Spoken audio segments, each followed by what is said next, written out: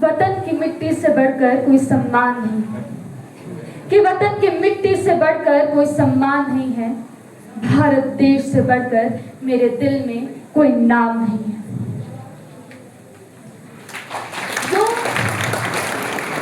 जो मिट गए उन्हें सलाम है, जो मिट गए इस देश के लिए उन्हें सलाम है। उनके बलिदान से आज भी मेरा हिंदुस्तान महान है, आज भी मेरा हिंदुस्तान महान है।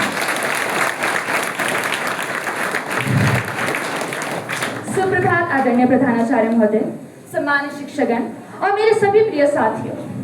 मैं अनन्या वर्मा 10वीं डायमंड की छात्रा आप सभी को स्वतंत्रता दिवस की हार्दिक शुभकामनाएं देती हूँ तथा आप सभी के समक्ष खड़े होकर आज यहाँ भारत के इतिहास को सुनाने नहीं आई, बल्कि मैं उन मिट्टी के बेटों की कहानी सुनाने आई हूँ जो इस तिरंगे को लहराते हुए हमारे दिमाग में, हमारे मन में एक हिचकी बन से याद आते हैं। वे माँ के अलबेले जो सरहद पर गए जरूर थे लेकिन वापस ना लौट पाए। उनकी खुद की कहानी अधूरी रह गई, लेकिन उन्हें भारत देश की कहानी पूरी लिख दी। ऐसा ही नाम था एक भगत सिंह, जिसे सुनकर हमारा सीना गर्व से चौड़ा हो जाता है।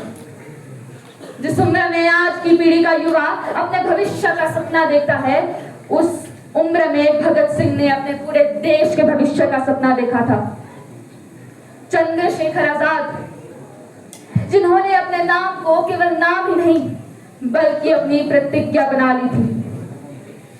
और अंत में मैं जिक्र करना चाहूंगी रानी लक्ष्मीबाई का, जिन्होंने यह साबित किया कि जब मातृभूमि बुलाती है तो हाथों में चूड़ियां नहीं होती, तलवार होती है। और इतिहास में कई ऐसे चेहरे रहे हैं जिनका जिक्र किन्हीं इतिहास की किताबों में नहीं हुआ। उन्हें ना हमने देखा है, ना उनके बारे में सुना है। कोई किसान था, कोई मजदूर था, कोई विद्यार्थी था, तो कोई माँ, तो कोई बहन थी। लेकिन जब देश ने पुकार लगाई तो सबने अपना परिचय एक ही दिया, मैं भारतीय हूं। लेकिन कहानी यही अंत नहीं होती। आज भी भारत को उसके जवानों की जरूरत पड़ती है। आज भी कई माएं अपने बेटे के सर पर हाथ रखकर उसे वर्दी में देखती है। और आज भी कई बहनें अपने भाइयों की कलाई पर राखी बांधते हुए ये कहती है, भैया जल्दी आना। और उनका भाई उसे मुस्कुराते हुए कहता है, मैं कोशिश करूंगा। कोशिश, क्योंकि उसे पता है कि उसका वापस आना है कोई गारंटी वाली बात नहीं है। बेटे ने मां के कोख से तो एक बेटे के रूप में ही जन्म लिया था। भारत देश ने उसे जवान बनाया।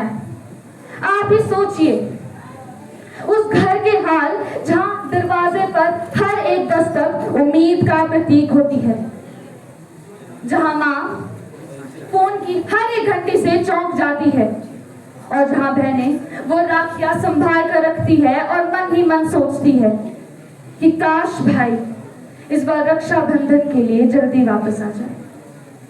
लेकिन कभी कभी वो दरवाजे नहीं खुलते, कभी कभी वो फोन नहीं बजता और तिरंगे में लिपट कर कोई अपना घर वापस आता है। उस दिन इस भारत का जवान नहीं लौटता, उस दिन उस माँ का बेटा लौटता है, उस दिन उस बहन का भाई, उस पिता का सहारा और इस पूरे परिवार की पूरी दुनिया लौटती है, मगर इस बार खामोश होकर।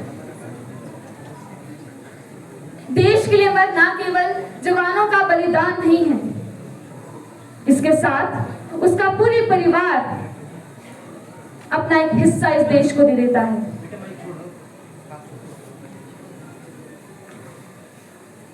तो आज मैं अपने जवानों से प्रश्न पूछना चाहती हूँ कि ऐ मेरे देश के जवानों, तुम क्या मनमौजी बेफिक्रे हो, तुम तो मौत पर भी हंस देते हो। दिल में वतन रखने वालों, तुम सिर पर कफन भी ओढ़ लेते हो।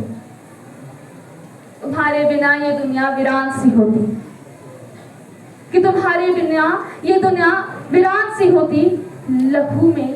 लहू से अपने फिजाओं में रंग भरता कौन। हाँ, माना लोग बहुत हैं इस जमाने में, माना लोग बहुत हैं इस जमाने में, लेकिन हमारे वास्ते यूं मुस्कुराते हुए जान देता कौन। अब जब ये तिरंगा लहराएगा तो उन शहीदों का चेहरा जरूर नजर आएगा। जब राष्ट्रगान की धुन बजाई जाएगी तो उस मां का आंचल आंखों में जरूर नजर आएगा। और जब भारत माता का नाम लिया जाएगा तो मिट्टी के बेटों का बलिदान जरूर याद आएगा। अंत में अपने वाणी को विराम देते हुए कुछ पंक्तियां कहना चाहूंगी कि इस मिट्टी के कण कण में वीरों की कहानी है। इस मिट्टी के कण कण में वीरों की कहानी है। हर एक सांस में शहीदों की कुर्बानी है। और जब पूछे ये दुनिया हमसे वतन हमारा, जब पूछे ये दुनिया हमसे वतन हमारा, हम गर्व से कहें सारे जहां से अच्छा हिंदुस्तान हमारा, हिंदुस्तान हमारा। धन्यवाद। जय हिंद, जय भारत।